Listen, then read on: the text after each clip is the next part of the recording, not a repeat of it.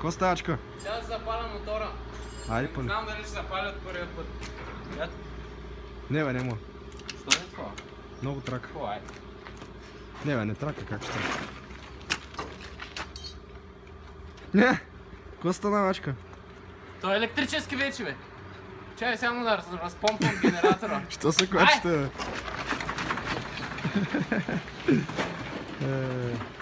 Стънтър в действие. И така? Ами, не е така. Ще го изрежем. Не спирай клипа, спря ли го? Не съм. Добре, мотора ми не е електрически, да не се объркате. Аз продължавам да стънтвам с двигател с вътрешно горене.